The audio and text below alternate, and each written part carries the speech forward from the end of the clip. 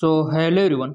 आज हम डिस्कस करने वाले फिजिक्स यानी कि भौतिक विज्ञान के टॉप मल्टीपल चॉइस क्वेश्चन। पहला क्वेश्चन है कि विद्युत चुम्बक बनाने के लिए निम्न में से कौन सा सर्वाधिक उपयोगी है।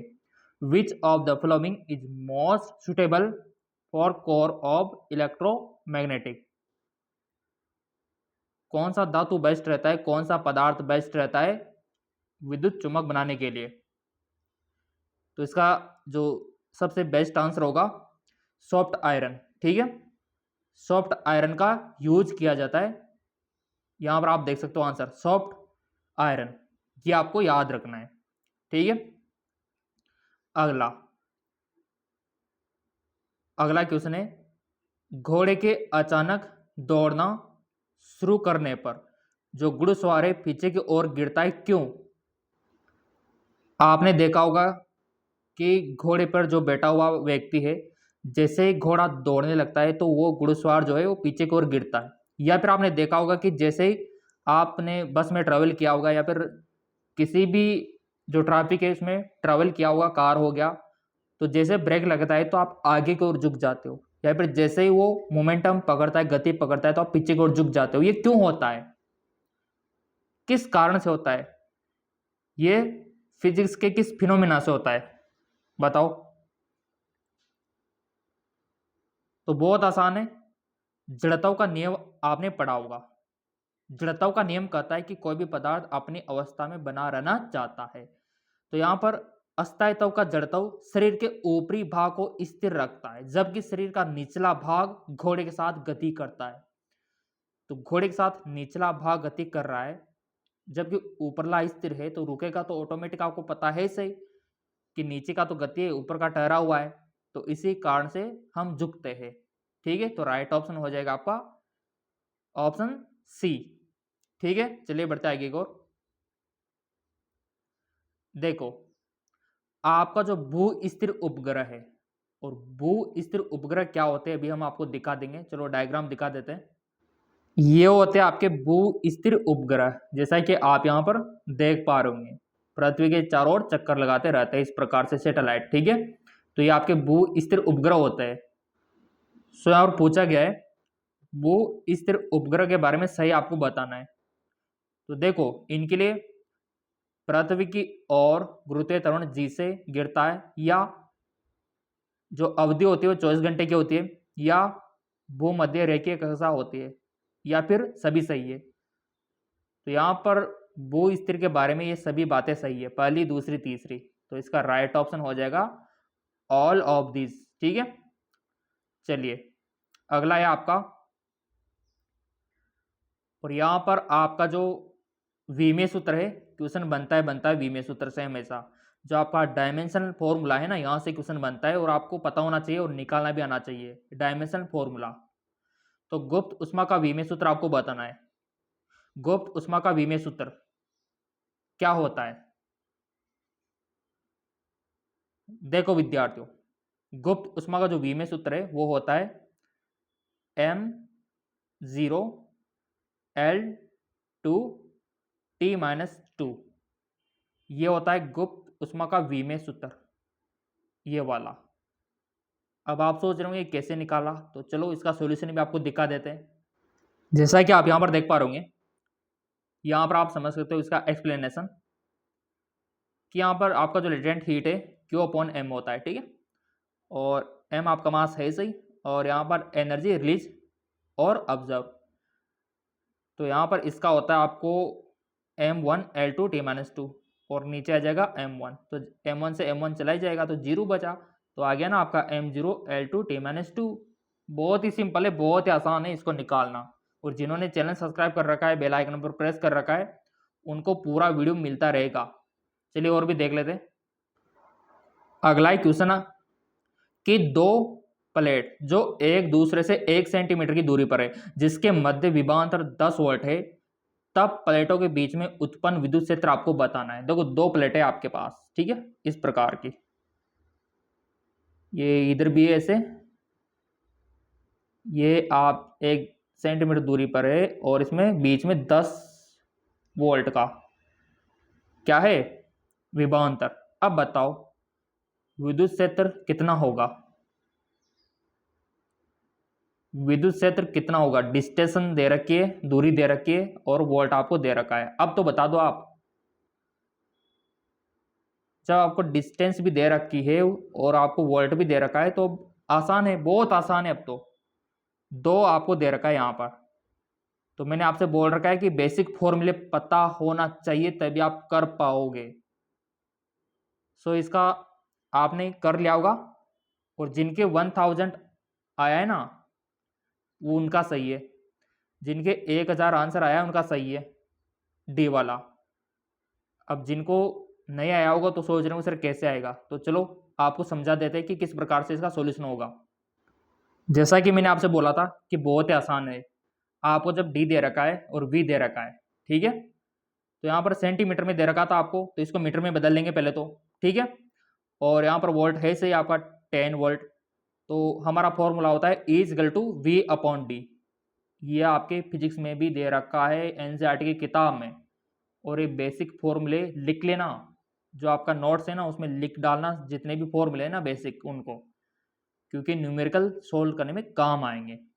तो V कितना है 10 है, D कितना है 10-2 मीटर, ठीक है। तो इनको सोल्व करके देख लो, 1000 आएगा कि नहीं आएगा, आएगा। तो हमारा ऑप्शन डी राइट होगा कि नहीं होगा, होगा।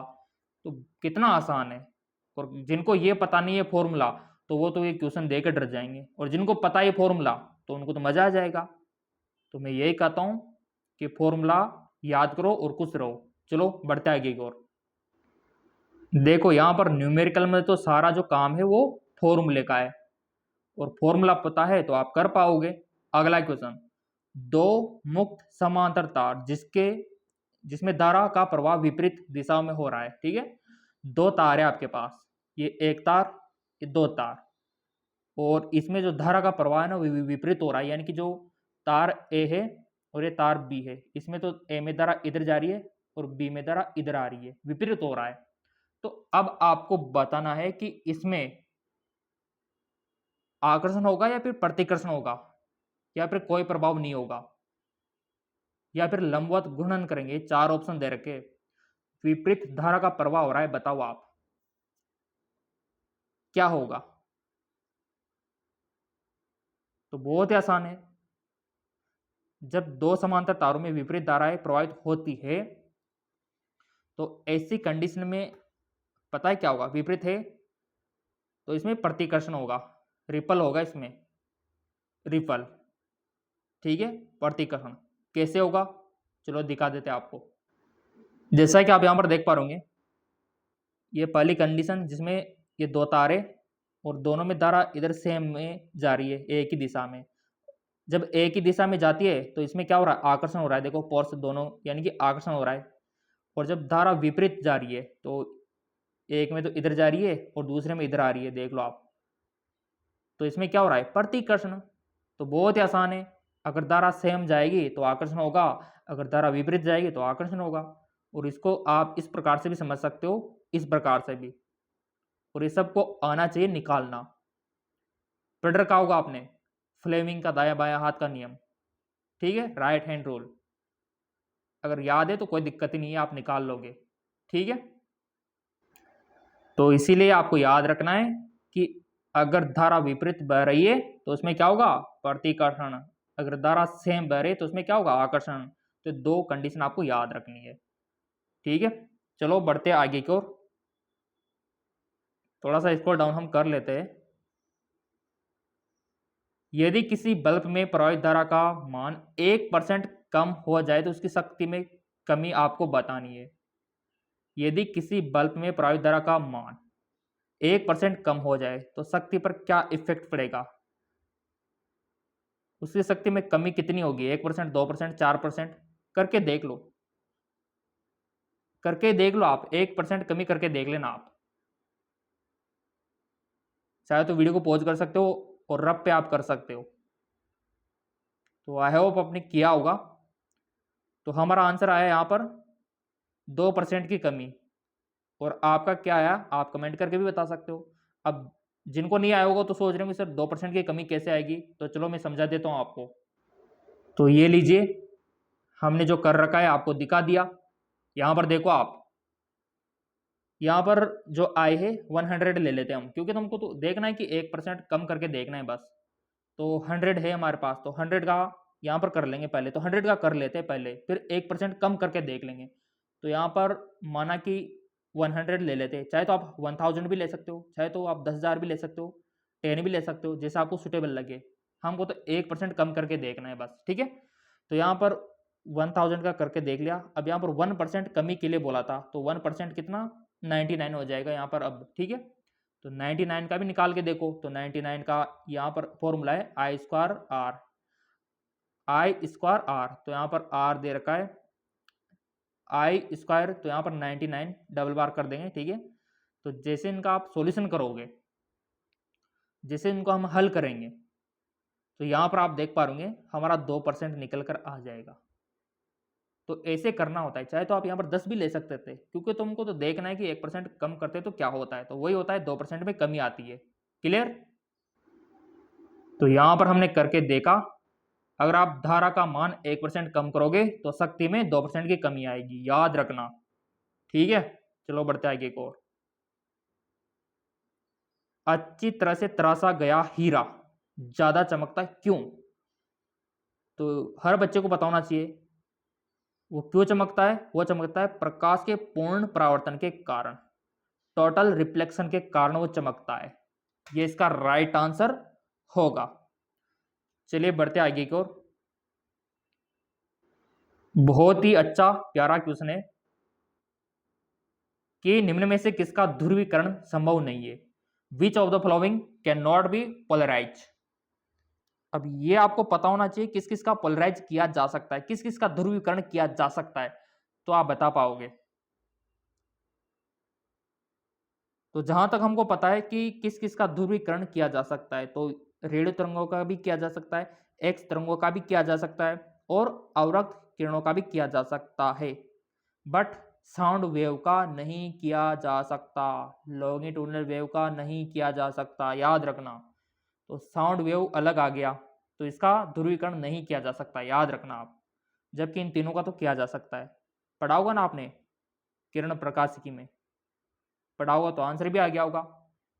तो साउंड वेव का ध्रुवीकरण संभव नहीं है कतई भी, ठीक है। चलो बढ़ते आगे की ओर। बहुत ही अच्छा क्वेश्चन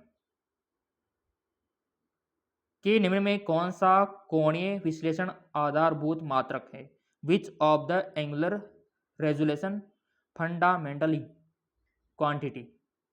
मात्रक आपको बताना है। कोणीय विश्लेषण आधारभूत मात्रक हर बच्चे को पता है कि यहाँ पर जो होगा वो होगा, क्योंकि लंबाई तो होगा ही नहीं, समय भी नहीं होगा, रेडिएशन भी नहीं होगा, क्या होगा, एंगल, कोण होगा, ठीक है। अगला, एक स्थिर आवेश उत्पन्न करता है, क्या करता है। कोई आवेश स्थिर है एक जगह पर, वो क्या उत्पन्न करता है, और साथ में ये भी पता होना चाहिए कि अगर वो गतिशील है तो क्या उत्पन्न करता है। दोनों कंडीशन पता है तो आप कर दोगे। तो एक स्थिर आवेश क्या उत्पन्न करता है, केवल विद्युत क्षेत्र उत्पन्न कर सकता है। क्या कर सकता है, इलेक्ट्रिक फील्ड उत्पन्न कर सकता है अगर आवेश स्थिर है। तो अगर मान लो आवेश गतिशील है, जैसे मान लो किसी तार में धारा बह रही है, क्योंकि उनको गति मिल गई तो वो चुंबकीय क्षेत्र उत्पन्न करेंगे। फिर अगर गतिमान है तो चुंबकीय क्षेत्र करना है, अगर स्थिर है तो विद्युत क्षेत्र आपको करना है, सिंपल। तो यहाँ पर स्थिर के बारे में पूछा गया है, तो हमारा राइट ऑप्शन क्या होगा, विद्युत क्षेत्र हमारा राइट ऑप्शन हो जाएगा। यहाँ पर भी आप देख सकते हो ये दोनों आवेश है, यहाँ पर स्थिर है, ठीक है। तो यहाँ पर पॉजिटिव देख सकते हो विद्युत क्षेत्र उत्पन्न कर रहा है, और ये नेगेटिव चार्ज भी कर रहा है। दोनों में फर्क है डायरेक्शन का, ठीक है। पॉजिटिव में इस प्रकार से होगा और नेगेटिव में इस प्रकार से होगा डायरेक्शन। और यहाँ पर यह है गतिशील, यानी कि किसी चालक में विद्युत धारा प्रवाहित है तो इसके चारों ओर क्या उत्पन्न होगा, चुंबकीय क्षेत्र, क्योंकि यहाँ पर गतिशील है, ठीक है। तो ये आपको याद रखना है। अगला है आपका 1 AMU किसके बराबर होता है। यहां पर जो ऑप्शन दे रखे उसके अनुसार आपको बताना होगा 1 MU किसके बराबर होता है। 1 AMU किसके बराबर होता है। तो बहुत आसान है। यहाँ पर जो हमारा लगभग आंसर सही होगा वो होगा 1.66 इंटू 10⁻⁻27 किलोग्राम। और ये कहाँ पर दे रखा है? ये दे रखा है डी में। डी में दे रखा है तो डी आंसर सही होगा, सिंपल सी बात है। तो इस प्रकार आपका जो आंसर होगा डी वाला होगा। क्लियर? अगला, चौक कुंडली में संग्रहित ऊर्जा किस प्रकार की होती है? जो आपकी चौक कॉइल है ना, उसमें किस प्रकार की ऊर्जा संग्रहित रहती है? ऑप्शन है हीट, इलेक्ट्रिकल, मैग्नेटिक या फिर इलेक्ट्रोमैग्नेटिक। बताओ, चौक कुंडली में किस प्रकार की ऊर्जा संग्रहित रहती है? तो उसमें रहती है आपकी चुंबकीय ऊर्जा। क्या रहती है? मैग्नेटिक एनर्जी में संग्रहित रहती है। और चौक कुंडली क्या होती है पता नहीं है तो चलो मैं दिखा देता हूं। ये होती है आपकी चौक कुंडली। ये होती है आपकी चौक कुंडली। घर पे भी आप बना सकते हो चाहो तो। इस प्रकार की चौक कुंडली, जिसमें कौन सी ऊर्जा स्टोर रहती है? चुंबकीय ऊर्जा। तो हमारा आंसर क्या होगा? Magnetic energy. ठीक है। अगला है कि ओजोन परत अवशोषित करती है। किसको अवशोषित करती है ओजोन परत? ये चार ऑप्शन है, infrared, microwave, radio wave, ultraviolet. तो विद्यार्थियों, वो अवशोषित करती है अल्ट्रावायलेट को ओनली। ठीक है।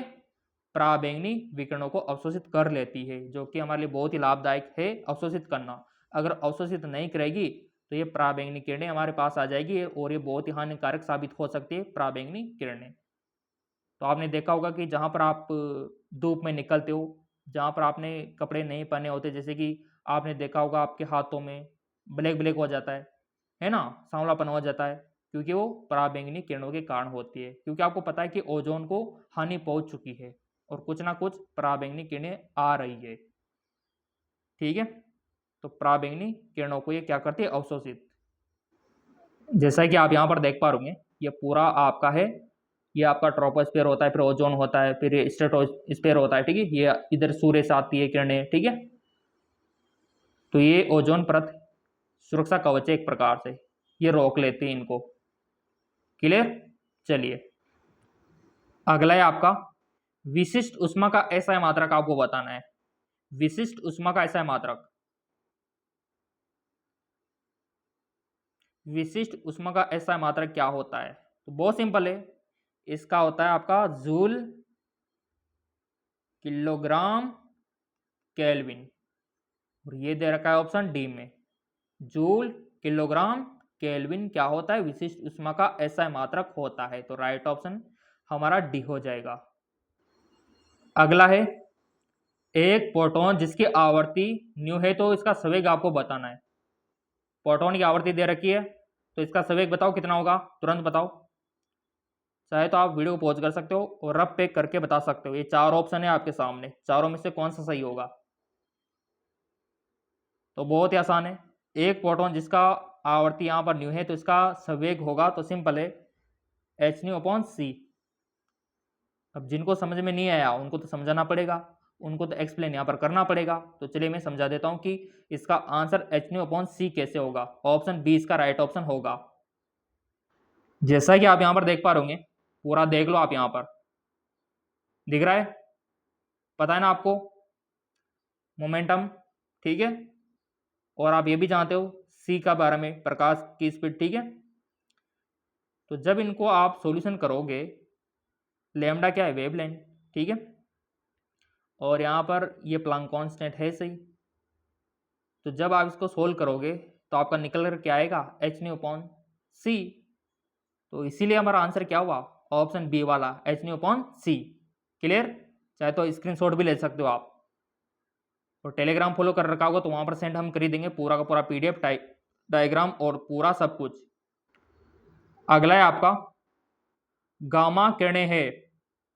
गामा किरणें है, बताओ गामा किरणें क्या है? ऑप्शन है एकल आवेशित परमाणु गैस, हीलियम के नाभिक, तीव्र गति इलेक्ट्रॉन, विद्युत चुंबकीय तरंगे। बताओ क्या है? तो बहुत आसान है, गामा किरणें आपकी इलेक्ट्रोमैग्नेटिक वेव यानी कि विद्युत चुंबकीय तरंगे।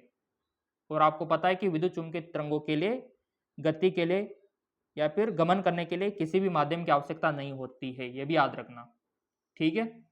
और यहाँ पर अगर आपको PDF चाहिए, लाइव क्लासेस चाहिए तो MKS अकेडमी ऐप को डाउनलोड कर लेना और टेलीग्राम को फॉलो कर लेना, लिंक डिस्क्रिप्शन में दे रखा है।